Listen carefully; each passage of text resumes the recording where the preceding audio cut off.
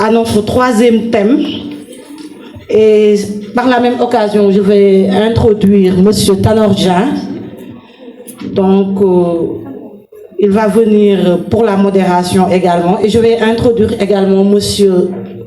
Serigne Mor Bousso, en qualité de chroniqueur.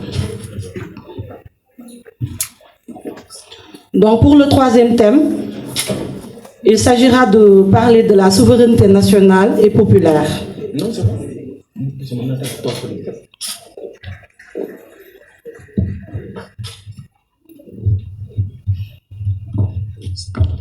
Et nous avons eu à analyser 3 ouvrages, à savoir le livre Pétrole et gaz, chronique d'une spoliation du président Ousmane Sonko, le livre Projet pour un Sénégal juste et prospère du président Diomaye Faye et de notre leader, le président Ousmane Sonko, et enfin le livre Billets de salon de M. Mame Gor Ngom.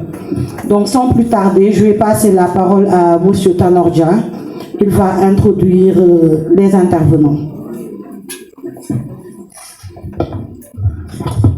Merci Maya Ndiaye, merci à l'assistance et je tiens aussi à remercier particulièrement Ansou Samb et Pape Moussa de m'avoir donné aujourd'hui l'occasion de relancer ma carrière en tant que modérateur après l'incident de Guédiawaye.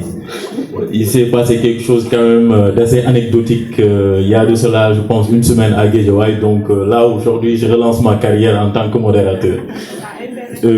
Merci Maya Ndiaye pour les mots d'introduction par rapport au thème qui nous réunit, en tout cas par rapport à ce troisième panel qui s'articule autour de la souveraineté nationale et populaire.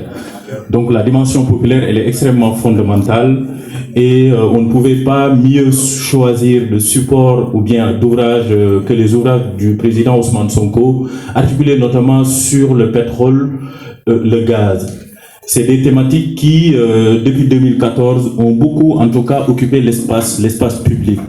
Pour ne pas dire l'espace politique, sinon même l'espace médiatique. Bien des Sénégalais se sont interrogés sur ces questions-là. Aujourd'hui, même le grand public, le sens commun fondamentalement, a eu à avoir des connaissances extrêmement pointues sur ces questions-là grâce à l'apport du président Ousmane Sonko, président du parti. Par ailleurs aussi, il y a le projet de transformation systémique qui, depuis la création du PASTEF, a occupé l'espace politique comme un horizon aujourd'hui qui est en train de se déployer. Bien des gens, par ailleurs, se posent la question à savoir est-ce que PASTEF gouverne réellement. Je remercie d'ailleurs Ousmane Noureni de sa brillante intervention qui questionne fondamentalement l'alternative aujourd'hui proposée par le PASTEF. Est-ce qu'on est dans une configuration alternative, alternance ou bien? C'est la question que beaucoup se posent au regard effectivement des changements que beaucoup de gens attendaient. Donc si PASTEF gouverne, est-ce qu'il s'agit d'une alternance ou bien d'une alternative? Il me semble que les Sénégalais attendent plus une alternative, en tout cas en termes d'État, en termes de gouvernance, même en termes d'imaginaire par rapport au changement qui est attendu. Donc je vais introduire effectivement Maud Bousso qui est en tout cas une figure du parti qui a aujourd'hui des responsabilités au sein de la JPS. On ne peut pas parler de souveraineté populaire sans pour autant parler de la jeunesse aujourd'hui qui porte l'espoir, par exemple, l'espoir d'une rupture. Maud Bousso, je vous donne la parole pour que vous puissiez en tout cas nous dire ce que vous pensez naturellement sur cette thématique-là qui tourne autour de la souveraineté nationale et populaire, de la dimension de Ousmane Sonko, notamment qui est articulée autour de ces deux supports, deux documents, la chronique pétrole et gaz au Sénégal et le projet de façon globale. Vous avez la parole, M. Bousso. Merci beaucoup. Donc, bonjour à tout le monde. Tout d'abord, je me présente. Je me nomme Serigne Mor Bousso, donc militant de PASTEF. Par ailleurs, coordonnateur de la JPS Grand Yoff et JPS Dakar. et membre du cabinet politique du président Ousmane Sonko. Donc, merci beaucoup aux initiateurs, Pape Moussa et Ansou, de nous avoir véritablement accompagnés à participer à ce projet. Donc, parler de souveraineté nationale et populaire à travers le livre notamment de Mamgoor Ngom, Billet de Salon. Tout d'abord, il faut savoir que quand on parle, il n'y a pas de souveraineté populaire sans souveraineté de la vérité. Parce que le président Ousmane Sonko nous a vendu la vérité comme socle du changement. Et c'est par cette initiative, ou bien c'est par ces idées que nous avons participé pour être membre de PASTEF et continuer donc le travail. Maintenant, Mamgoor Ngom a eu à écrire donc Billet de Salon qui traite deux sujets, à savoir la pandémie du Covid-19 et l'affaire Sweet Beauté Adji Sarr. Donc, il a d'abord commencé par l'axe sanitaire et incité donc à mettre en œuvre donc ce qu'on appelle la dépendance extérieure, parce qu'on était en quelque sorte en autarcie. Le Sénégal n'avait plus la possibilité d'importer ou bien d'exporter des matériaux. Donc il fallait donc se suffire de nos propres biens et de nos propres compétences. D'où la nécessité de revoir en quelque sorte notre modèle économique, parce que si on n'a pas les moyens de gérer nos propres problèmes, quand il y a urgence ou bien pandémie, nous n'avons donc plus la possibilité donc de traiter de quoi que ce soit pour réussir donc cet aspect-là. Donc Mamgoor a beaucoup donc traité ce cas-là pour dire que nous étions dans une urgence, et pendant ce temps-là où le Sénégal où le Sénégalais a beaucoup souffert, où le Sénégal manquait de tout, nous étions dans un régime où il n'en trouvait pas mal de sujets pour régler les problèmes donc des Sénégalais, ou pour inventer une histoire, l'affaire Adji Sarr, pour un peu diluer et de phagocyter donc notre pays. Et ça a beaucoup eu comme conséquence, parce qu'il y a eu des morts, il y a eu aussi des blessés, et c'est véritablement dommage. Et pour pencher encore ou bien après sur l'axe politique, parce que l'ex-président Macky Sall avait eu à liquider des adversaires politiques, pour ne pas dire qu'il avait dit qu'il va réduire l'opposition à sa plus simple expression, parce qu'il a tenté avec Khalifa Sall et réussi avec Khalifa Sall, tenté avec Karim Wade et l'avoir aussi réussi. Maintenant, vu que le président Ousmane Sonko a réussi à se classer 3e lors des élections présidentielles, il savait que véritablement, si les élections se poursuivaient, il va être celui qui va le détrôner et changer donc le pays. Donc il était donc dans un forcing, et l'affaire Adji Sarr a mis nu donc le complot d'État, instrumentalisation de la justice, les actes barbares perpétrés par des soi-disant forces de défense et de sécurité, et par le prix aussi donc du sang, parce qu'il n'y a pas aussi de changement sans pour autant avoir de lutte. Et comme le disait Cheikh Ahmadou Bamba, Hatfaka Kabla. Donc nous étions donc dans une situation où il fallait donc lutter pour réussir donc à changer donc notre pays. Ça sera une occasion pour nous de véritablement rendre un vibrant hommage aux victimes et aux blessés et aux morts, parce que ce sont ceux les véritables héros. Parce qu'on a tendance à écouter aujourd'hui dans l'espace médiatique dire certaines personnes dire que voilà, je suis un militant de première heure, je suis. La personnalisation donc de l'État ou bien des efforts des patriotes revient aux patriotes qui ont eu à payer le prix par le sang pour réussir à changer donc le pays. Donc il a eu aussi à revenir sur le rôle de la presse, parce que on avait vu véritablement une presse une certaine presse qui a beaucoup démissionné de ses pouvoirs, parce que quand une presse était là pour équilibrer un peu les pouvoirs, on a vu une certaine presse qui était donc fort juste pour charger les adversaires politiques et aider le parti au pouvoir à véritablement continuer donc ces affaires. Donc pour venir en quatrième lieu au lien qui nous lie, c'est-à-dire le projet, parce que c'est le boussole qui nous a conduit à avoir donc la confiance donc des Sénégalais, parce que ce qui nous doit nous guider, c'est le projet. Maintenant, un projet est incarné par un leader. Et le leader et le projet est indissociable parce que c'est lui qui nous a vendu ce projet-là et c'est lui qui nous a guidés pour aimer et adorer donc notre pays. Donc, ce qui va au-delà donc de nous tous, c'est le Sénégal. Donc, nous devons avoir la conscience et mettre le Sénégal au-dessus de tout parce que c'est le Sénégal et les Sénégalais qui nous ont permis donc d'être là où nous sommes aujourd'hui. Pour terminer, la souveraineté est une quête permanente, donc il faudra beaucoup de vigilance. Maintenant, une histoire a été écrite en 2021. Nous sommes en 2026. Nous sommes ancrés d'écouter ou bien d'écrire une autre histoire. Maintenant, pour ne pas emprunter donc Madame c'est comment elle s'appelle? Madame Ezebia qui disait donc la différence entre individu et personne. Donc acceptons-nous d'être un individu et une personne pour écrire cette histoire.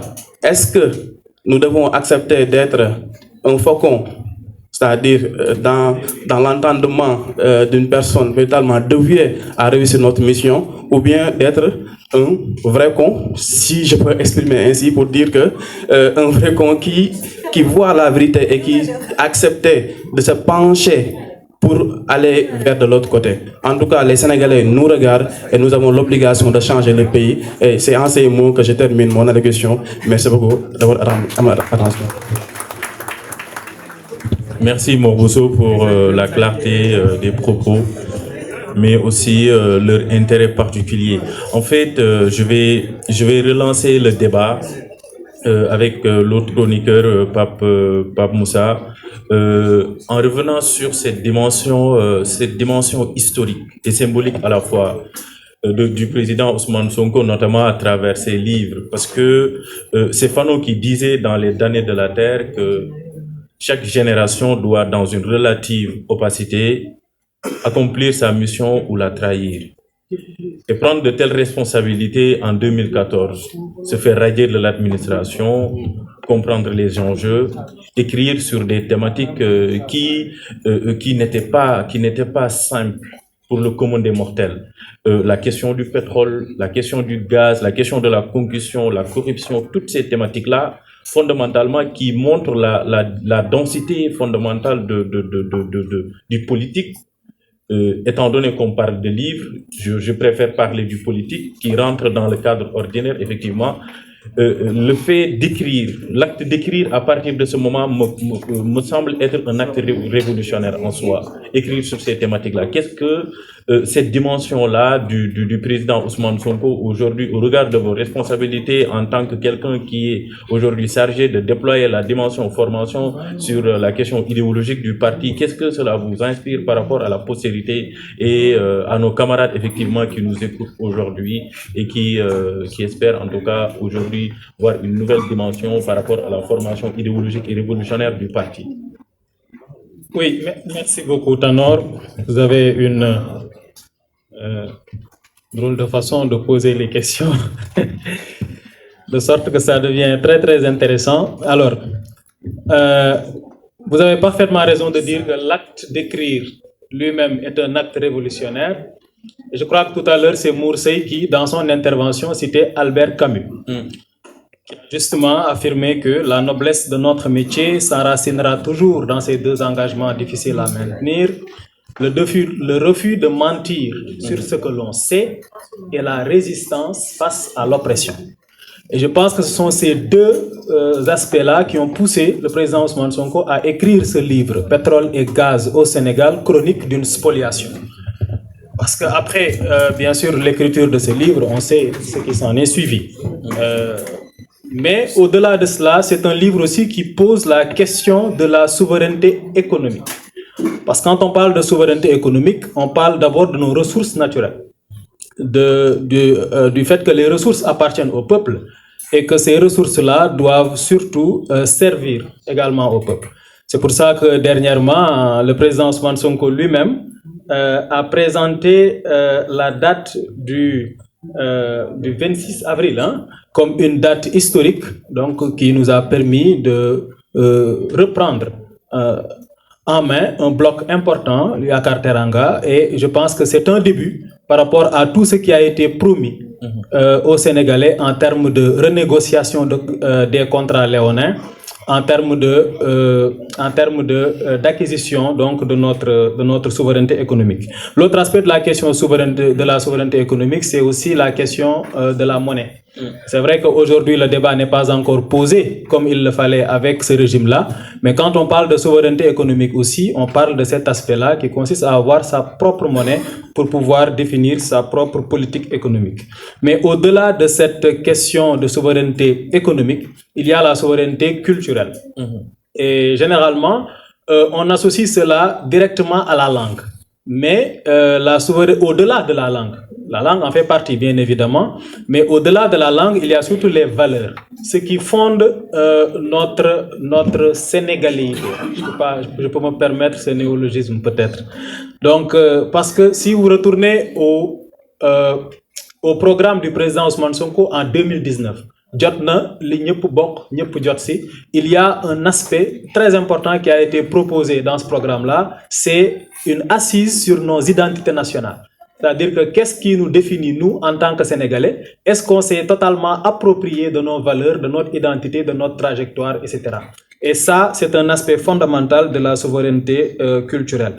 Un autre aspect important, et je parle sous le contrôle de Ousmane, peut-être qui m'écoute, c'est la souveraineté numérique. Donc on parle du New Deal technologie, etc. Aujourd'hui, les grandes puissances sont dans une grande guerre numérique. Quand vous allez en Chine, par exemple, vous avez des problèmes pour utiliser votre WhatsApp. Pourquoi? Parce qu'ils ont WeChat. Et ils préfèrent que les Chinois utilisent WeChat plutôt que WhatsApp. Donc ça, c'est déjà quelque chose de très important. Nous, on est en train de signer des contrats avec des satellites et autres, mais qu'en est-il de nos données? Point d'interrogation. Donc, on est dans un monde où les gens sont en train d'engager une grande bataille numérique. Et cette bataille-là, également, le Sénégal ne doit pas être derrière. C'est pour ça que, d'ailleurs, on parle de New Deal technologique. Mais ce New Deal-là doit aller au-delà de simples slogans en permettant donc d'asseoir une souveraineté numérique qui nous est propre. Un autre aspect important, et c'est là que je vais terminer, c'est la souveraineté populaire. Le peuple a le droit et le pouvoir de choisir ses dirigeants de manière démocratique. Généralement, les États africains ont leur choisi un président, mais ça, c'est contraire à la souveraineté populaire. Si les Sénégalais veulent Ousmane Sonko comme président de la République, c'est aux Sénégalais et aux Sénégalais seuls d'en décider. C'est ça la souveraineté populaire. Au-delà de cela, si les Sénégalais aussi n'acceptent pas l'homosexualité dans leur culture, dans leur tradition et leur religion, c'est à eux d'en décider et de voter des lois qui puissent sanctionner cela. Parce que quand vous allez en France, par exemple, vous n'avez pas le droit d'avoir 2 femmes. Et ce sont les lois qui l'interdisent. C'est la loi française qui interdit à un Français d'avoir 2 femmes. Alors moi qui suis sénégalais, et qui peut-être, bon, je suis en train de développer une chose qui est très dangereuse, mais quand même, bon, moi qui suis sénégalais, en tout cas, vous vous dévoilez polygame d'une manière ou d'une autre. Non, attendez, j'ai pas dit ça, hein. Je suis en train de raisonner, mais oui, mais bon, quelqu'un qui est sénégalais et qui pourrait... D'accord, c'est Ousmane Nourine le polygame, c'est pas grave, on avance. Et qui pourrait peut-être avoir une deuxième femme et qui vit en France. Est-ce qu'il va regarder cette loi-là comme une intolérance vis-à-vis de sa liberté? Parce qu'en fait, quand on a voté la loi interdisant l'homosexualité, il y a des lobbies LGBT qui ont dit que ça, c'est une intolérance. Alors, est-ce que cette loi-là qui interdit l'homosexualité aussi a été présentée comme intolérante vis-à-vis de l'islam? Parce que l'islam autorise la polygamie et le fait d'avoir donc jusqu'à 4 femmes. Donc tout ça, ce sont des éléments qui entrent dans le cadre de la souveraineté populaire et ce sont des éléments essentiels au projet PASTEF que le président Ousmane Sonko est en train de sauvegarder et de préserver tel un gardien. Voilà.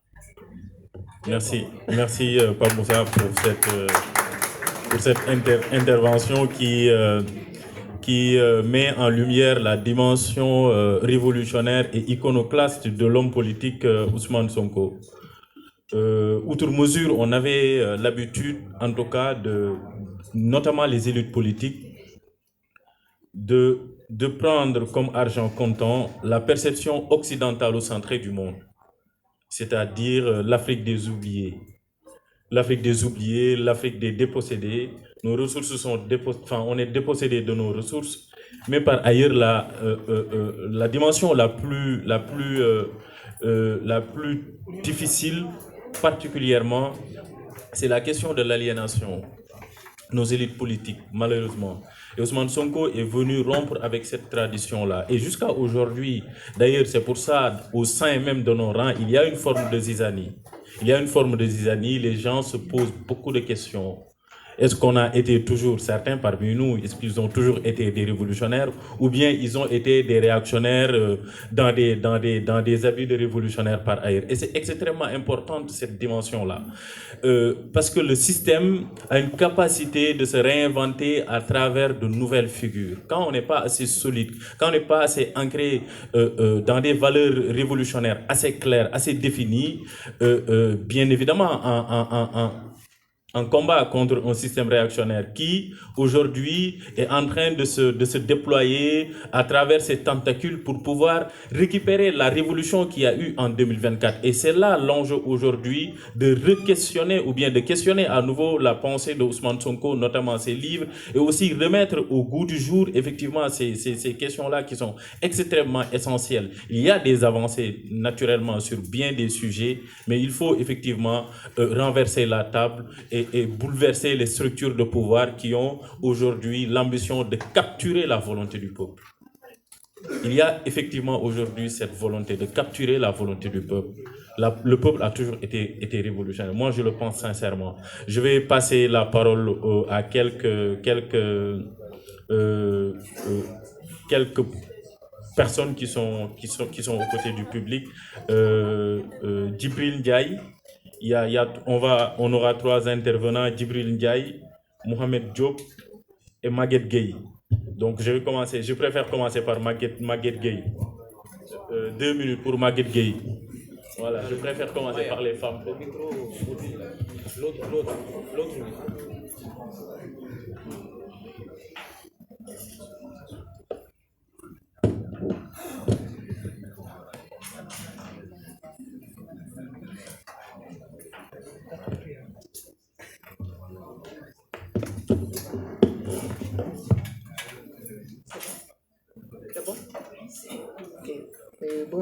Bonjour à tous.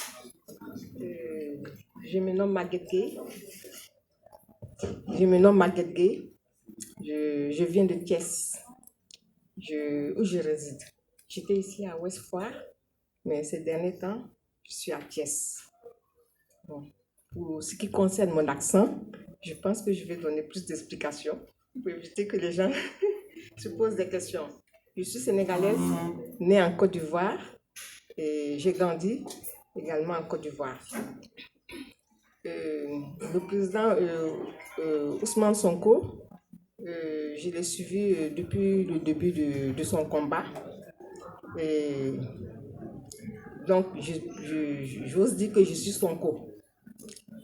Par contre, le combat, je sais que le combat continue, mais je le plains. Je le plains pourquoi ? Parce que au Sénégal, d'après ce que j'ai constaté, ce sera très difficile pour lui d'arriver à ses fins, de réussir ce combat. Je vois le Sénégal comme une marmite dans laquelle on a cuisiné avec le feu de bois, du charbon, et on renverse le Sénégal. On renverse la marmite et on nettoie la marmite avec une éponge.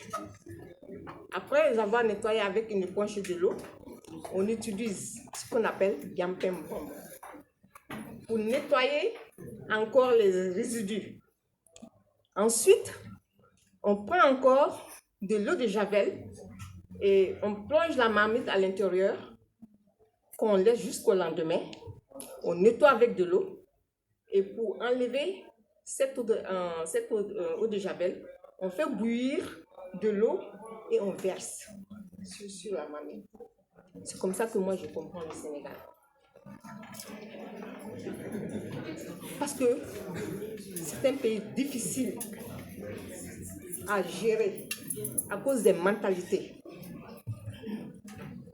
Je vais vous donner un petit exemple banal.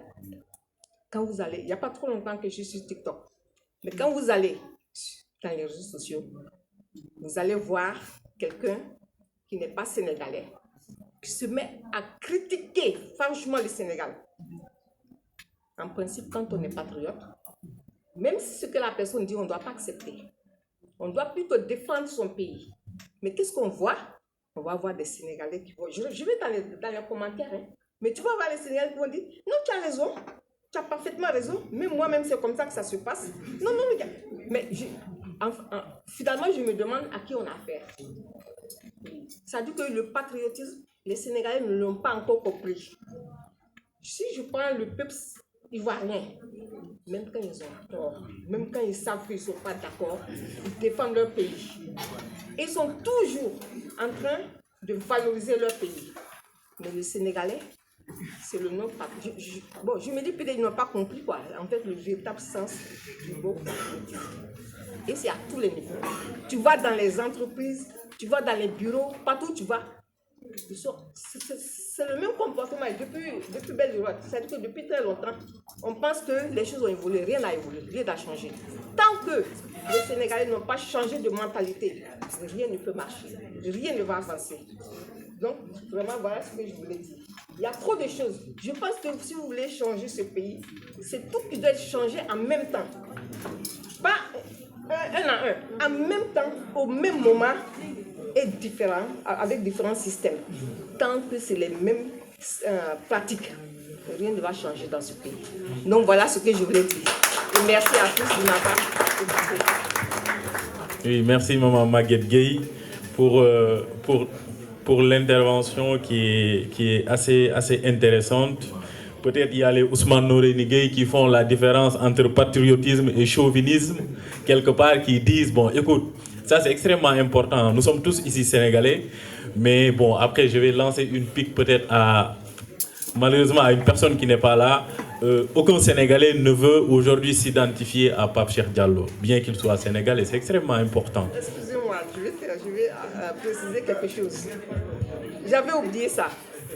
Quand vous avez parlé de chauvinisme, moi quand j'étais en Côte d'Ivoire, les gens me traitaient de chauvinisme. Parce que moi, il n'y avait que le Sénégal qui comptait. Mais je ne suis pas xénophobe. Mais je pense que tant qu'on n'a pas inculqué le chauvinisme aux Sénégalais pour atteindre le patriotisme, il sera très difficile de changer ce peuple. C'est ce que je voulais dire. Hein? Oui, on va donner au professeur pour qu'il puisse, oui, justement, c'est ça l'essence même du débat. Allez-y. En fait, c'est un petit mot par rapport à ça. Donc, je vois que quand on est ensemble, on peut se dire certaines choses, on peut se critiquer. C'est comme par exemple un parti politique. C'est-à-dire on parle de discipline de parti. C'est-à-dire que la discipline de parti n'exclut pas un point de vue critique. Mais il faut savoir quand est-ce qu'il faut le dire, comment il faut le dire. C'est-à-dire qu'est-ce qu'il faut dire à l'intérieur et qu'est-ce qu'il faut dire à l'extérieur. C'est de la même manière aussi qu'on parle de l'État, etc. Donc quand on gère un État, quand on gère une structure, à l'intérieur de la structure, on peut critiquer, on peut dire certaines choses. Mais quand il y a un élément extérieur, il y a des choses qu'on ne dit pas. Et je pense que tous les peuples qui sont avertis fonctionnent de cette manière. C'est-à-dire même les Européens, quand tu es avec eux, ils sont démocrates. Tu vas en France, ils sont démocrates. On ne peut pas dire qu'ils ne sont pas démocrates. Mais il y a des sujets qu'ils ne vont pas accepter de discuter avec des non-français. Et parfois même avec des non-français de couleur blanche. Ça aussi, il faut l'admettre. Donc, ça veut dire que le fait de défendre son pays, avec des arguments. Ce n'est pas être chauvin, etc. Chauvin, ce n'est pas tellement négatif quand ça va dans le sens du patriotisme, ça va dans le sens d'aimer son pays, ça va dans le sens de protéger son pays. Donc je pense qu'elle parle dans ce sens-là. Et malheureusement, les Sénégalais, quand même, parfois, ils ne sont pas tellement des exemples dans ce domaine-là. Voilà, merci. Merci. On va laisser la parole du côté du public. Il y a Mamadou Diop aussi qui demandait à prendre la parole. Mamadou Diop. Mohamed Diop. Désolé. En tout cas, les Bawal et Ndiambour sont très chauvins. Oui, Ouais.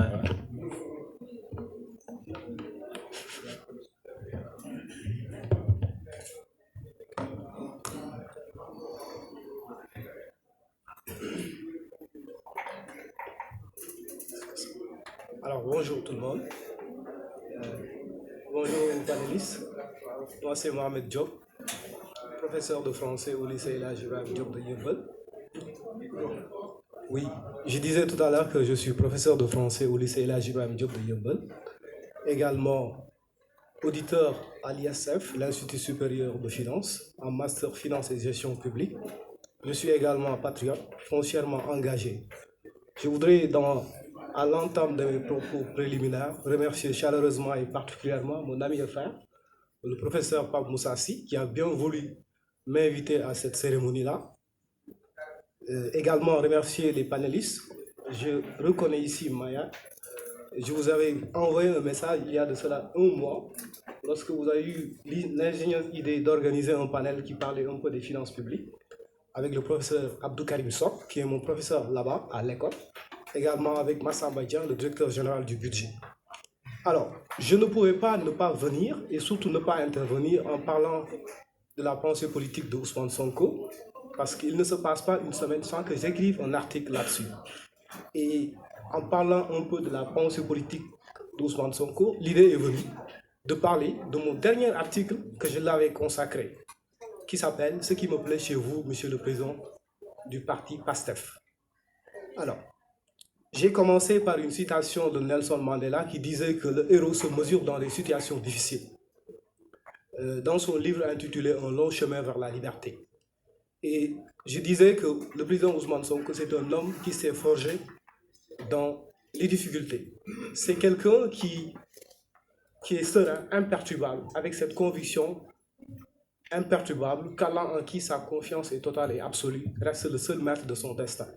Je parlais également de Henri Bergson, qui avait dit que vous avez su insuffler ce supplément d'âme au peuple.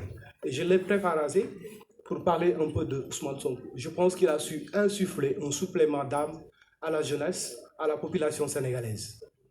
Également, dans mon article,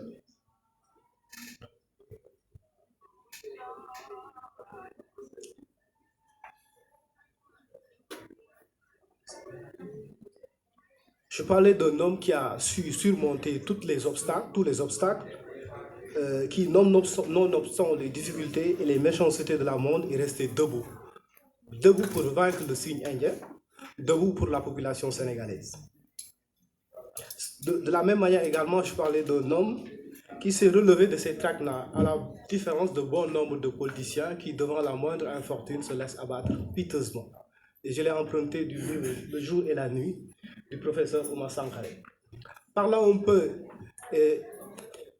de ces difficultés et de tout ce qu'il est en train de traverser comme obstacle. Il me vient à l'esprit une très belle citation qui dit que si longue et si noire que soit la nuit, il en vient toujours une heure où enfin le jour se lève. Et je l'espère que ce jour-là sera en 2029, Inch'Allah. Donc, merci. Alors, pour conclure, professeur, Vous avez 30 secondes. Vous avez 30 professeur, secondes. Paul Valéry nous a enseigné que l'histoire est le produit le plus dangereux que la chimie de l'intellect ait inventé. En ce sens que certains utilisent l'histoire pour traverser les faits, pour essayer de traverser la réalité des faits. Aujourd'hui, l'histoire est tellement récente qu'on ne peut pas traverser les faits. C'est en ce sens que l'écrit est important parce que ça reste. C'est en ce sens-là que je voudrais vraiment conclure mes propos en vous remerciant. Merci. Nous allons passer maintenant la parole à Djibril Ndiaye Kane.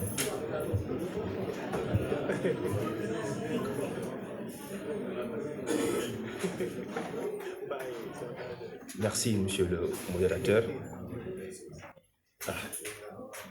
Je pense que quand les sommités prennent la parole, les profanes s'effacent dans le silence. En principe, je devais être là-bas, assis tranquillement, mais quand même, je vais essayer de faire une intervention qui va juste être participative. Je m'appelle Djibril Ndiaye Kane. Je suis membre de la section communale de la commune de Louga. En même temps, juriste conseil au ministère de l'Urbanisme, à la cellule des affaires juridiques. Alors, je commencerai mes propos par citer l'expression que notre ami Pamoussa a dit tout à l'heure. Ah, machallah.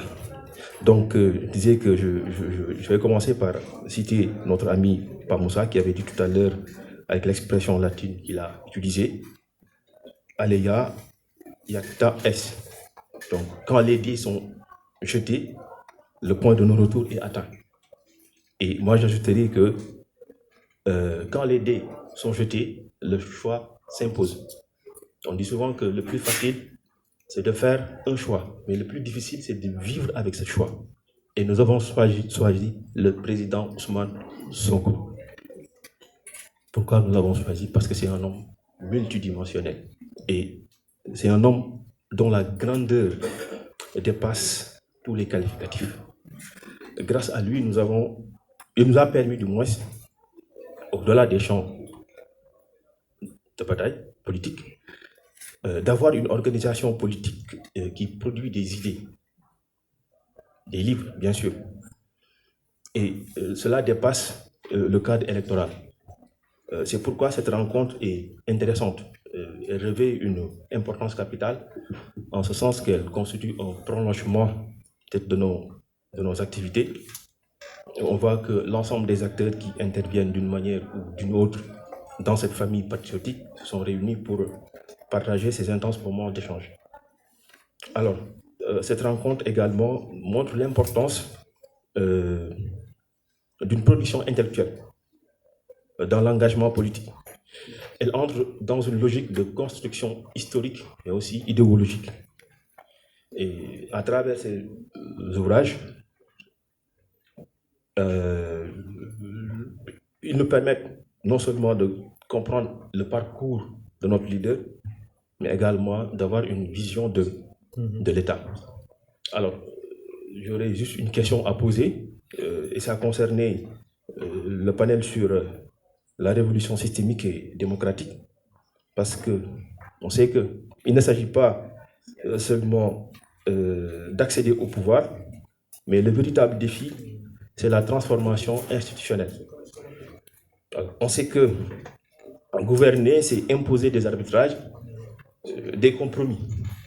Alors, la question est la suivante, peut-être ça me paraît fondamentale et pertinente. Alors, comment le parti PASTEF, né de contestation, peut-il conserver son identité face aux réalités du pouvoir? On sait qu'aujourd'hui, on a des contraintes du pouvoir. Donc, comment on peut faire pour vraiment conserver cette identité? Je terminerai par lancer un message à mes frères patriotes pour leur dire que l'heure n'est plus au relâchement. Notre sacerdoce doit être le travail et l'abnégation pour ensemble relever le défi, bien sûr avec des idées, avec le potentiel intellectuel que nous avons, pour réécrire l'histoire. Parce que buñ ko faté dañu yàq suñu der et je pense qu'il est temps que nous pouvons du moins réécrire l'histoire. Parce qu'on le dit souvent, plus on est cultivé, plus on est apte à s'élever du groupe vers l'essentiel, vers l'universel, excusez-moi. Je vous remercie.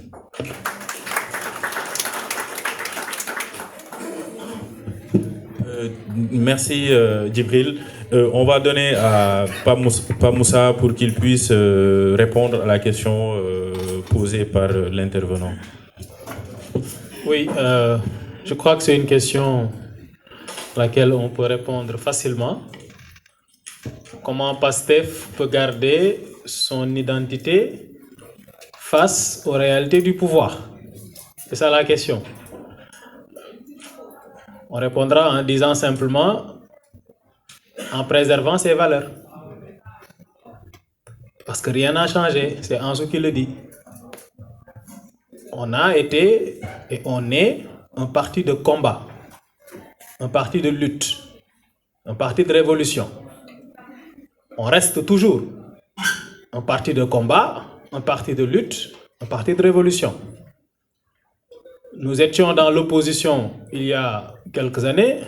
Aujourd'hui, nous sommes au pouvoir. C'est la seule chose qui a changé.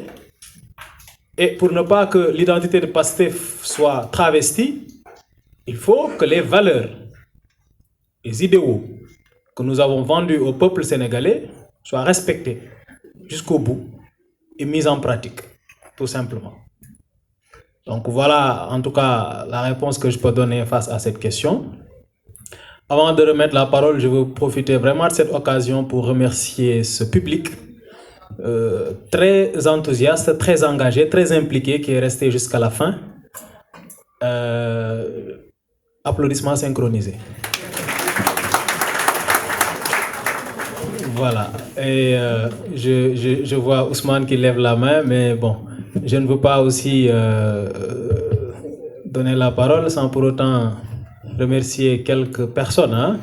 Je commencerai par les membres de CRDP 50, à travers, dirigé par Pape Sadio Thiam, à travers la Grande Royale ici présente. J'aurais bien aimé qu'elle prenne la parole. Malheureusement, elle a préféré se taire.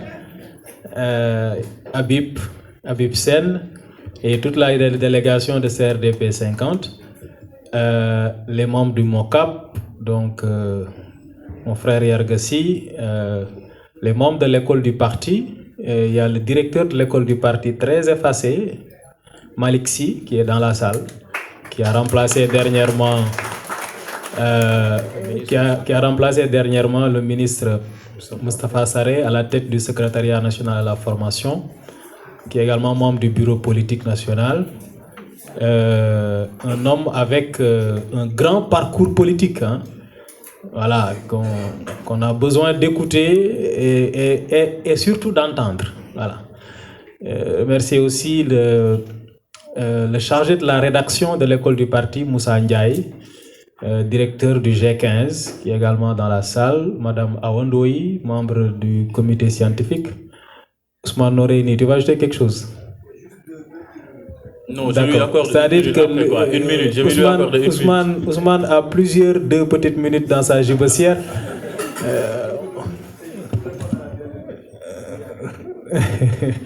D'accord, donc en tout cas, je tiens à remercier tout le monde. Donatien Mingou, je vois mes anciens élèves également dans cette salle, qui sont maintenant des étudiants ou des détenteurs de master quelque part. C'est bien. Donc tout ce beau monde-là, merci et bravo donc d'être resté jusqu'au bout.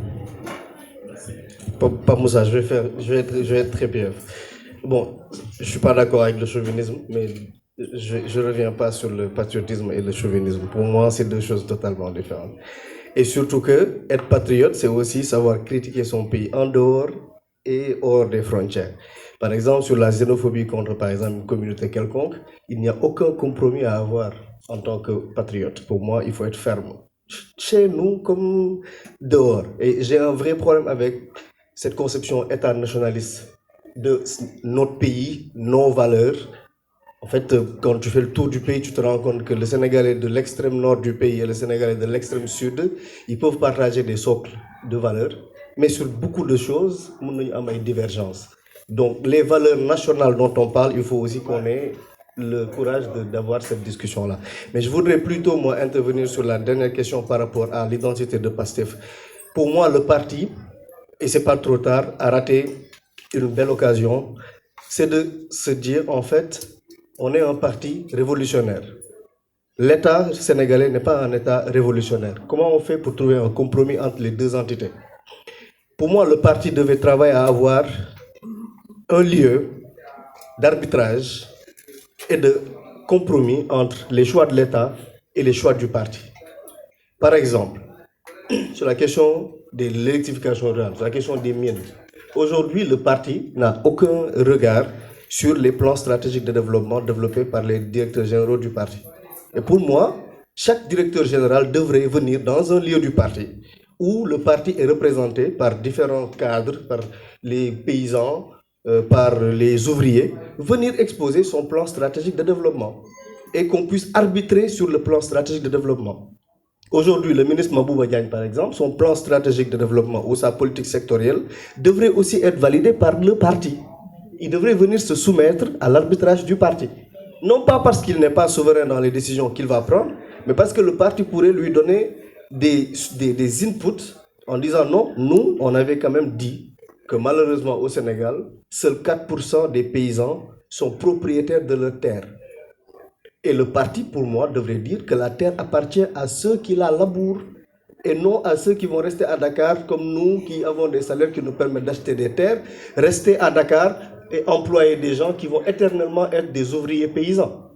Le parti devrait pouvoir arbitrer en disant, monsieur Diagne, on dit ok, très belles idées, mais nous, on n'est pas encore à l'étape de l'agrobusiness. On veut que tous les paysans soient propriétaires de leur terre. J'ai épuisé mes 2 minutes. mais pour moi, le parti ne devrait pas rater ce lieu d'arbitrage-là. Je t'accorde encore une minute. Encore une Là minute. où tu es, c'est intéressant.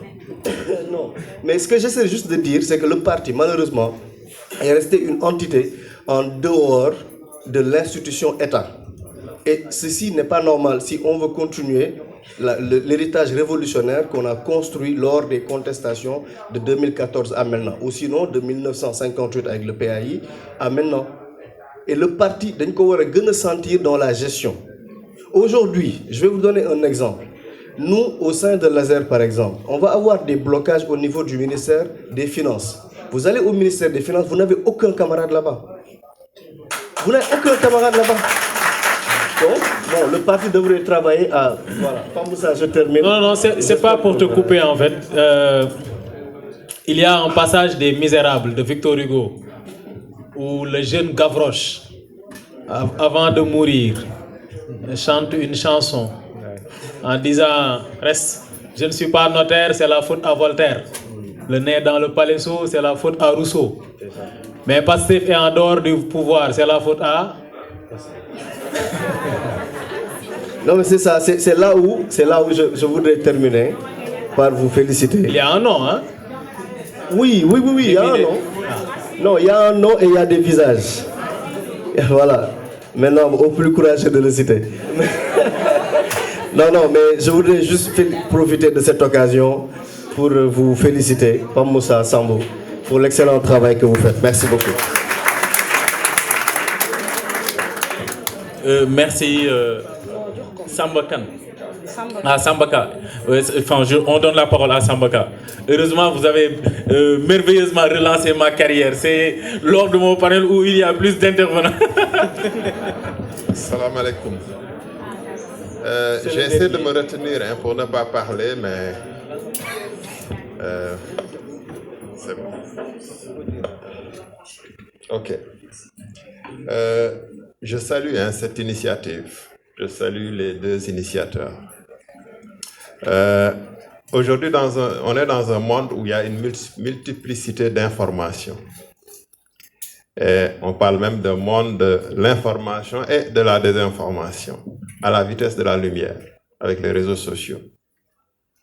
C'est pourquoi je dis, l'histoire s'écrit pour éviter toute déformation de l'histoire.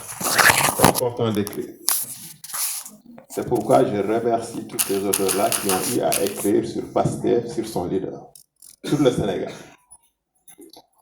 L'Afrique, nous avons une tradition orale. C'est ce qui fait qu'aujourd'hui, il y a beaucoup de choses qui se racontent. Certains y croient, certains n'y croient pas, parce que ce n'est pas écrit.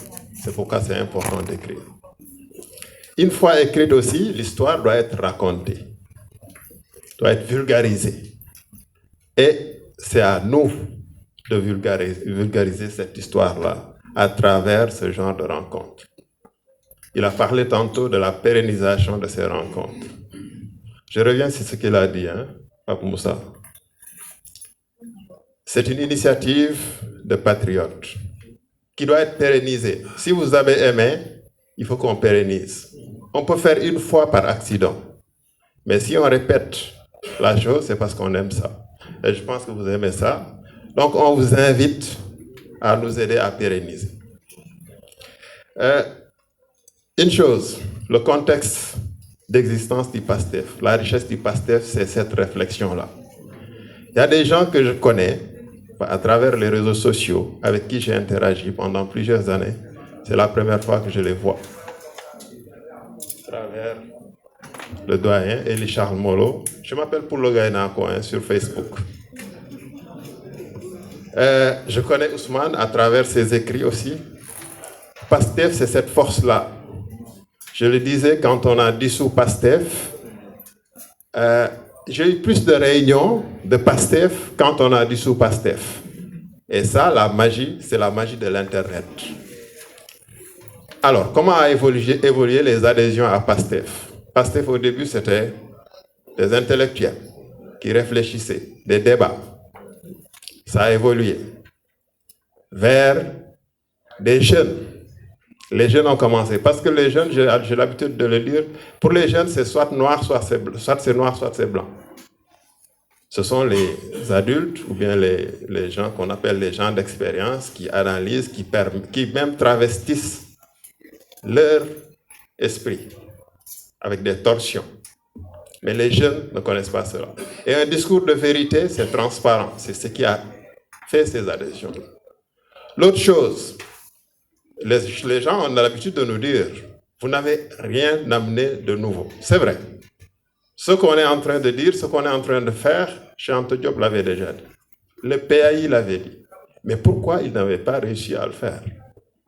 On a eu deux chances. On a eu la chance d'être dans un monde où il y a Internet, télé de poche. Donc on n'a plus une seule radio qui draine l'information qu'elle veut faire passer. Mais également, on a eu cette magie-là. On a su toucher les couches populaires en parlant la langue nationale. En parlant la langue nationale. Moi, je me rappelle du meeting d'Arcapes. J'étais au Canada. J'ai appelé les gens que je connaissais pour leur dire il faut que le leader il parle Wolof. Pour être connecté avec les populations, il faut parler la langue qu'elles comprennent. Donc c'est ça qui fait aujourd'hui la force de PASTEF. On était blacklisté par les médias traditionnels, n'empêche le discours passé. Les lives du leader avaient plus de 60 000 vues, partout à travers le monde. Et PASTEF, oui, c'est un parti politique, mais je dirais que c'est un mouvement social. C'est un mouvement social et à la tête, un leader qui est un influenceur. Il faut qu'on garde ce cap-là. Aujourd'hui, on est au pouvoir. Il faut qu'on essaie toujours d'animer cette réflexion-là à travers ces rencontres. C'est la première fois, je pense, qu'on a ce type de rencontres. Il faut qu'on les multiplie. Il faut qu'on parle. Le storytelling, c'est important. Les gens ont besoin de savoir, les leaders de PASTEF, c'est quoi leur trajectoire. Oui, on connaît la trajectoire de Ousmane. Mais est-ce qu'on connaît la trajectoire d'Albirou? Est-ce qu'on connaît la trajectoire de Pape Moussa? C'est important, les gens ont besoin de savoir pour adhérer. Voilà.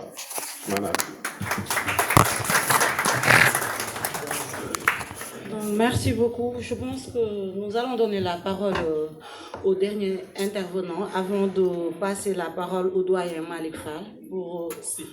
Malik Sy, du moins. Donc, je pense que le dernier intervenant, ce sera Boubacar Fall. Donc, vous avez la parole.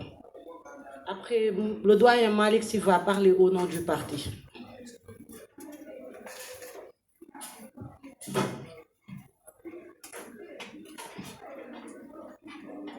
Assalamu alaikum wa rahmatullah. Man wolof lay wax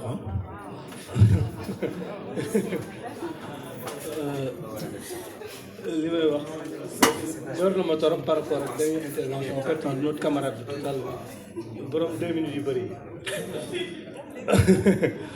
je disais li may wax par rapport ak suñu intervention borom 2 minutes yu bëri et là monsieur da nga ko répondre ni ko pour qui est courageux pour citer problème tout ki nga xamante ni moo tax ñuy wax ji ñu doon wax sànq. Je crois que dañu am benn philosophie bu ñu mës a am ñun ñëpp ci Pastef à travers président Ousmane Sonko bi ñu amee liñ doon xeex ki ko jiite woon incarné ko moment boobu ni mu doon tuddee turu kooku ñi ko tuddoon bi mu juddee sax mënuñu ko tudd noonu da daan wax Macky Sall donc Ousmane Sonko ñëpp xam nañ ci loolu.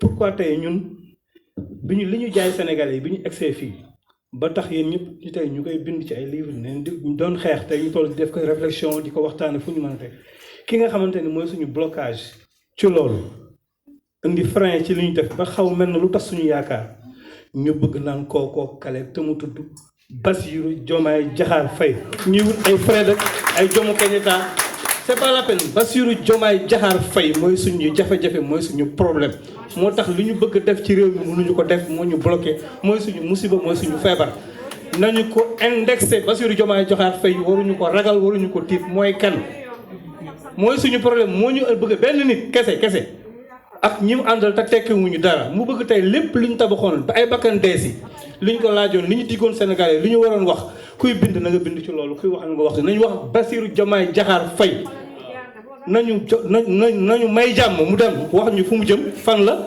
wala mu dellu si moo xam lu muy def te bëggatuñu sax ñun.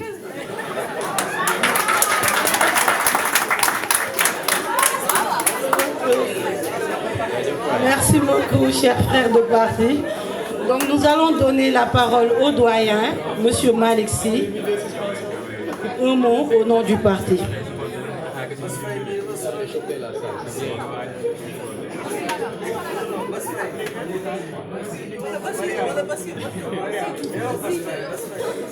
salaamaaleykum mbokk yi maa ngi leen salaamaaleykum mbokk yi maa ngi leen di nuyu yéen ñëpp seen tur ak seen sant comme niñ ko waxee mon nom est Malick Sy. Je suis le secrétaire national chargé de la formation de PASTEF, membre du bureau politique, directeur de l'école du parti Daaray Cheikh Anta Diop. Et laissez-moi vous dire toute ma fierté à ce stade de ma prise de parole, toute ma fierté d'avoir comme adjoint dans ces deux fonctions Pape Moussa Sy. Pourquoi je le dis? Parce que Pape Moussa, c'est toute l'intelligence en action, c'est toute une puissance intellectuelle au service du parti dans l'humilité et la générosité. Je suis à l'aise dans le travail que nous sommes en train de faire et sous peu, vous allez découvrir les résultats de nos réflexions à partir d'une instruction que nous avait donnée le président du parti par lettre du 12 janvier 2026 pour bâtir le programme national de formation patriotique. C'est en cours de validation avec lui et sous peu, vous verrez le programme minimum de démarrage. Ça, c'est un niveau d'information que je voulais profiter de ce moment pour vous le dire. C'est aussi un moment pour vous dire tout le bonheur du parti pour vivre ces moments-ci. C'est donc une occasion pour vous féliciter de cette heureuse initiative. Parce que vous nous faites entrer dans la salle à partir du livre. À partir du livre, c'est parce que vous nourrissez votre fonction d'intellectuel. Et dans votre mission comme intellectuel, vous avez l'obligation d'éclairer, d'avoir une approche critique de la marche de notre société et surtout de nous plonger dans le moment de l'histoire bi ñu nekk. À quelle étape de notre histoire nous sommes? Un moment de construction pour bâtir une société nouvelle. Bâtir une société nouvelle, c'est poser la question transversale qui traverse notre discussion. Que voulons-nous? Une révolution? C'est la continuité ou le changement? C'est le réformisme ou la révolution? c'est les questions centrales qui ont été posées sous différents angles. Je pense que lorsque M. Sow nous disait comment ne pas perpétuer ce qu'on a dénoncé, c'est toute cette question qui est posée. Et c'est répondre aussi à une autre question. Nous avons pris comme idéologie fondamentale, j'utilise volontairement le terme idéologie, comme option fondamentale, philosophie de notre action, le don de soi pour la patrie. Mais interrogeons-nous aujourd'hui dans ce moment présent. Est-ce que nous matérialisons, nous vivons concrètement cette idéologie de transformation radicale? Est-ce que le don de soi pour la patrie n'est pas devenu le don de soi pour soi-même? Lorsque le président du parti nous interpelle en disant « Attention, halte à la course pour les titres », c'est cela qui nous interpelle aujourd'hui. Sommes-nous des révolutionnaires ou alors avons-nous changé des hommes pour prendre leur place et continuer à perpétuer un système qu'on veut détruire?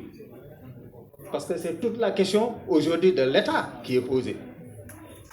Sonko disait que il y a encore l'État profond est encore là, sous différentes formes. Et lorsqu'on était dans une rencontre, je lui ai dit, Président, en parlant de l'État profond, c'est comme si vous aviez lu Lénine, qui disait l'État est la révolution. L'État est un instrument de développement. Il faut savoir comment l'utiliser. On ne peut pas l'utiliser en utilisant les mêmes méthodes, les mêmes mécanismes que le système ancien. Il faut le détruire. Ça aussi, je pense, c'est un élément important. Donc, des questions multiples. Quel est le rapport entre le guide et le gardien? Une fois, on a eu une discussion. J'ai dit non, le président n'est pas le guide, n'est pas le gardien. C'est vrai, c'est dans sa générosité que dans sa première formulation, il dit « Je suis le gardien ». D'accord. Mais le gardien véritable de cette révolution, c'est le peuple sénégalais qui a été acteur de ce processus de changement, de ce changement.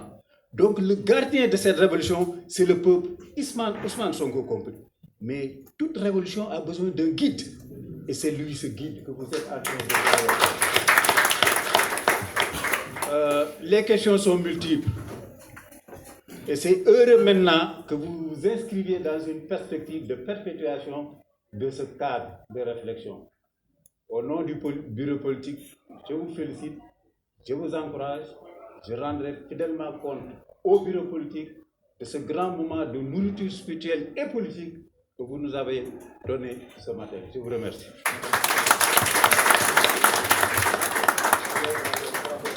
Donc, merci beaucoup, doyen. Je pense que nous sommes arrivés au terme de cette rencontre. Et avant de passer la parole à Ansou pour la conclusion, permettez-moi d'abord de féliciter les initiateurs, mais également de remercier nos chers intervenants pour la qualité du débat. Et merci beaucoup à vous aussi, cher public, pour votre présence. C'était un immense honneur et beaucoup de plaisir de vous avoir servi aujourd'hui. Merci beaucoup. Donc, Ansou, la parole est à vous. Merci beaucoup, Maya. Je prends la parole aujourd'hui à la fin de cette activité-là pour revenir en profondeur, mais surtout clôturer cet instant, ce que j'ai appelé un moment politique, parce que c'est un moment politique en ce sens que c'est un prétexte pour revisiter la pensée d'Ousmane Sonko, comme on l'a dit tout à l'heure, guide de la révolution. Je répète encore une fois, avec toute modestie, que ce terme-là, c'est moi qui l'ai d'abord employé dans les réseaux sociaux. Et je fais exprès, au moment de d'écrire mon ouvrage que j'ai publié en septembre 2024, de ne pas mentionner le terme guide de la révolution, mais de mentionner l'icône politique de la jeunesse, par prudence. Par prudence parce que je voulais que tout le monde se rende compte que Ousmane Sonko ne peut plus rentrer dans le vieux carcan des analyses. Certains l'ont mentionné tout à l'heure. En fait, si on doit le classer parmi les types de leaders, il n'est pas un leader organique stricto sensu, mais c'est un leader missionnaire. C'est le terme qu'on peut trouver, en tout cas pour Ousmane Sonko. Le propre des leaders missionnaires, ce sont des leaders qui se donnent pour mission, qui donnent toute leur personne pour faire aboutir un objectif commun, un idéal, et qui sont prêts aujourd'hui à se suicider pour une résurrection collective. Ousmane Sonko est de ces hommes-là. Je vous demande de l'applaudir très très fort. L'applaudir pour l'icône révolutionnaire, l'héros qu'il a été dans ce processus de renversement du système, et tout en passant par les modes, disons entre guillemets, légaux de compétition électorale. Parce que d'avoir accepté de guider, ou du moins de présider un parti politique, la première souscription qu'Ousmane Sonko a eue, c'est la souscription à la République. On ne peut pas continuer à traiter Ousmane Sonko comme étant un anticonformiste, oui, dans une certaine mesure, mais de là à dire que ce n'est pas un légaliste, on a tout faux. La plupart, pour ne pas dire toutes les victoires qu'Ousmane Sonko a obtenues face au système, sont des victoires qu'il a obtenues légalement. Légalement, je vais en citer quelques-unes. La première victoire d'Ousmane Sonko, c'est 2017. Il a été élu comme député à la 13e ou à la 12e législative. Il n'a pas eu besoin d'aller manifester parce qu'il a été radié. Il est allé écrire un ouvrage avec lequel il a convaincu les Sénégalais, un ouvrage sur le pétrole et le gaz, qui est un ouvrage assez évocateur des préoccupations du leader politique qu'il est. Un leader qui veut faire dans la transparence, dans la gestion publique. Mais un leader qui s'est donné pour mission, comme je l'ai dit tout à l'heure, d'éveiller les consciences, de heurter les consciences, provoquer et féconder les esprits en évoquant des sujets qui dorment encore dans les esprits et qui permettaient de poser le débat public. C'est tout le mérite d'Ousmane Sonko d'avoir apporté une contribution inestimable au débat public, de l'avoir fécondé des idées nouvelles, mais de toucher des sujets qui, entre guillemets, on peut les considérer comme étant des sujets fâcheux pour le système en place. Et ça, c'est très important.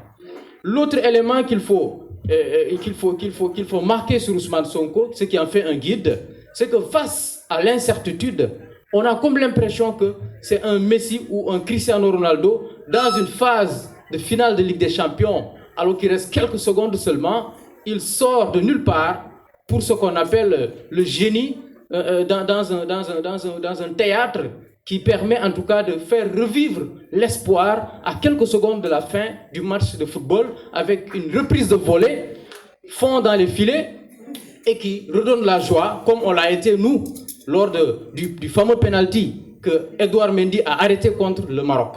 C'est un peu ça, Ousmane Sonko.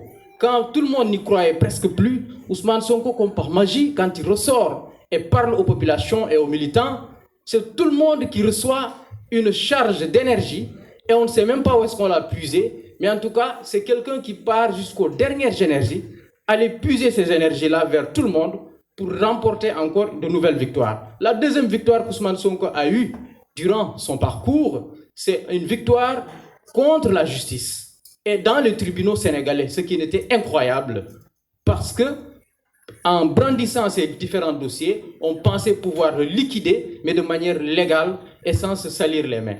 Mais Ousmane Sonko, face à cette incertitude-là, a eu un procès, une victoire retentissante à Ziguinchor, puis à Dakar, et a réussi à se faire réinscrire dans les listes électorales et surtout à faire élire un candidat que personne, pour ne pas dire peu de personnes, connaissaient. Et c'est ça le mérite d'Ousmane Sonko, c'est ce qui en fait un guide. Quand tout est flou et que le désespoir gagnait les esprits, c'est Ousmane Sonko qui traçait le chemin. Le peu d'étincelles ou de lumière qu'il en restait, c'est Ousmane Sonko qui l'allumait et puis guidait les gens. C'est ça la vérité. C'est ce qui fait que Ousmane Sonko est un guide. Le guide révolutionnaire qu'il a été et qu'il est aujourd'hui jusqu'à présent dans la gestion se démontre par sa faculté à se montrer comme un leader exemplaire. Et toute la pédagogie d'Ousmane Sonko est retenue ici. C'est-à-dire que c'est quelqu'un qui fait dans la pédagogie, qui ne force personne à faire quoi que ce soit, mais qui lui-même devance tout le monde en montrant l'exemple. Pour preuve, le premier député de ce parti, c'est Ousmane Sonko, le premier à concéder sont en tout cas à distribuer son salaire à plusieurs nécessités, c'est Ousmane Sonko. Le premier des maires de Pastef, quasiment, c'est Ousmane Sonko à Ziguinchor, avec une victoire retentissante. Il a renoncé encore une fois à son salaire de maire. Mais justement, il a réussi à mobiliser la population de Ziguinchor dans ce qu'il a appelé le service civique national, communal, c'est pas municipal. Ce service civique municipal avait quasiment remplacé les marchés et tout ce que Abdoulaye Baldé utilisait, des millions et des millions pour faire le curage des caniveaux. Ousmane Sonko est parvenu à faire travailler les Ziguinchorois sans aucun franc qu'il a payé à qui que ce soit. Et la première année d'Ousmane Sonko à la mairie, à la tête de la municipalité de Ziguinchor, s'est soldée par pratiquement un bilan d'inondation quasi nul, tout simplement. Parce que tout simplement, Ousmane Sonko, c'est celui-là qui fait travailler la population grâce à deux choses. La réputation qu'il a eue, mais surtout son exemplarité par l'éthique qui pousse les populations à l'aider un peu à travailler. Et Ousmane Sonko, dans son projet de Ziguinchor, avait réussi à mobiliser ne serait-ce 5 milliards parmi les 80 qu'il voulait mobiliser pendant 5 ans. Et il a été pourtant un maire éphémère parce que les dossiers judiciaires l'ont empêché en tout cas de poursuivre son œuvre à la mairie de Ziguinchor. Je vais terminer par ça. L'espérance qu'Ousmane Sonko parvient à amener, mais surtout, comme quelqu'un l'a dit, son histoire se confonde à celle du parti, mais aussi à celle des militants, même s'il y a plusieurs versions pas dans le sens que vous comprenez, mais je veux dire par là que, Sambaka l'a rappelé, chaque personne a son expérience de cette histoire qu'on a vécue. Sambaka peut-être a été traqué dans son Linguère natal, mais d'autres aussi ont été traqués ailleurs, d'autres ont perdu leur boulot, d'autres ont été incarcérés, etc., etc. Mais c'est l'ensemble de ces récits-là qu'il faut agréger quelque part pour effectivement immortaliser cette histoire. L'autre élément, c'est la banalité qu'on veut faire croire à propos d'Ousmane Sonko. Ousmane Sonko n'est pas un politique ordinaire. Ousmane Sonko sort de l'ordinaire. Sinon, les prédictions et la perspective qui avaient été faites par les journalistes, on peut en citer Cheikh Yérim Seck, etc., etc., des personnes qui sont vues comme étant des détracteurs d'Ousmane Sonko, qui lui prédisaient un avenir sombre, ces analyses-là ont tout faux parce qu'à chaque fois qu'Ousmane Sonko avait été attendu comme étant un défaitiste, à la fin, il a toujours gagné. En 2022 par 2 fois, en 2024 par 2 fois, et aujourd'hui, il parvient à faire mentir les pronostics parce qu'il a réussi à faire 2 à 3 épisodes de diminution, de baisse des prix, là où le contexte mondial s'enflammait. Il a réussi également à diminuer la taille de l'État sans que cet État-là ne s'affaiblisse. Ousmane Sonko a eu des résultats quand même évocateurs, des résultats qui prédisent un avenir, un bel avenir pour le Sénégal. Il faut le dire au Sénégal et tous ceux qui sont là doivent être des relais de cela. Quand Ousmane Sonko prend pour option d'aller transformer les cultures, d'aller relancer la production en faisant des investissements massifs avec le gouvernement dans l'agriculture, dans l'élevage, en amenant des races qui permettaient d'augmenter la productivité et la fécondité du bétail, c'est parce qu'Ousmane Sonko a compris qu'il fallait préparer la transformation, parce que c'est elle qui apporte de la devise, c'est elle qui va redonner au Sénégal un visage nouveau, qui va supprimer quasiment le chômage, parce qu'avec les industries qui vont prendre le relais après une production massive de produits comme l'oignon, la patate et tout ce que vous voyez comme légumes, mais surtout l'arachide, la Sonacos est relancée et l'industrie va prendre son envol. C'est ce qui va supprimer définitivement, en tout cas quasiment le chômage au Sénégal. C'est enfin quelqu'un qui a été infantilisé, quelqu'un l'a souligné tout à l'heure. On y a une tentative d'infantilisation en disant que c'est un populiste. Un populiste, dans la définition qu'eux ils donnent au populisme, ici, Ousmane Sonko est vu comme étant quelqu'un qui instrumentalise le peuple. Mais Ousmane Sonko ne peut pas instrumentaliser 18-19 millions de Sénégalais. Il n'est pas le plus intelligent de ces Sénégalais-là. Mais c'est parce qu'il a essayé de repérer ce que tout le monde pense et que certains ne disent pas. Il l'a repéré et il l'a dit à notre place. C'est quelqu'un qui a essayé de faire ce que personne n'ose faire pour que tout le monde suive. Et donc c'est en ce sens qu'il est le guide de la révolution. Et on ne laissera pas être le gardien. Pourquoi il ne doit pas être le gardien? Il doit être devant. Et c'est nous qui devons être à ses côtés, à gauche, à droite et derrière, pour le protéger, parce qu'on sait que là où il mène la République, c'est que du bonheur et c'est que du bonheur. Merci beaucoup tout le monde. Alors, pour les remerciements, je vais remercier d'abord le comité scientifique qui a évidemment travaillé sur ce document-là, avec lequel nous avons organisé cette conférence, en tout cas cette table ronde. Je veux citer Sambaka qui est dans la salle. Je veux tous les citer. J'ai envie de les citer. Maëv, il faut que vous me pardonniez. Il y a Maïmouna Dia, mais également il y a Papa Moussa Si. Il y a Chérif Si qui était là à nos côtés. Il y a Ousmane Noreni Gueye. Bon, je demande la liste. Il y a Amadou Sow, mais ici il y a Serigne Mor Bousso. Il y a tant d'autres personnes comme Jojo qui est la génie de l'organisation, en tout cas, qui a beaucoup fait pour cette organisation-là, pour nous mettre dans les conditions. Mais il y a Albin Ndeki également, qui est professeur. Il y a Pape Ousmane Thiaw, qui aujourd'hui est un enseignant-chercheur à l'université, mais qui est extrêmement engagé pour le projet. Mais je peux également citer M. Elhaj Omar Gueye, qui est parmi nous. Il y a également Ibrahim Attal, qui est parmi nous. Il y a Cheikh Abdou Sey, il y a Djibril Ndiaye Khan, il y a Ibrahima Diallo qui est absent, mais également Gandja et Dr Abdourahmane Diallo, chef de département des langues civilisations slaves à la faculté de lettres de l'UCAD. Mais également, il y a Mohamedou Thiam, professeur de mathématiques. Il y a Moursey qui venait de passer tout à l'heure. Il y a Maria Ndiaye, que je demande d'applaudir très très fort, qui nous a assuré une très bonne modération. Il y a également Diana Bassar qui est absente. Il y a Ousmane Noreni Gueye avec ses très belles interventions, que je demande d'applaudir très très fort. Et qui, je vous l'assure, vous allez prendre du plaisir à l'écouter à la prochaine édition comme étant un chroniqueur, parce que c'est quelqu'un qui a une très grande culture, malgré l'âge relatif jeune de jeunesse. Mais en tout cas, remercier également ce chaleureux public, discipliné et puis réceptif, il faut le dire, hein. C'est le lieu de vous féliciter et je demande de vous applaudir vous-même, le public, parce que vous avez été là au début jusqu'à la fin. Merci d'être resté jusqu'à la fin, parce que c'est un syndrome que les Sénégalais ont développé par la force des événements. Quand ils arrivent à une activité, soit ils démarrent mais ils ne la terminent pas, ou alors ils viennent toujours à la dernière minute, et c'est quand même fâcheux de le constater. Il faut quand même qu'on fasse des efforts, et nous également, le comité, c'est parce qu'on a voulu nous adapter à vous, le public, qu'on n'a pas démarré tôt, mais nous devons apprendre nous aussi à démarrer parfois avec 3 personnes, comme ça se passe un peu partout. Donc, c'est ça la rupture également auquel nous appelons les Sénégalais.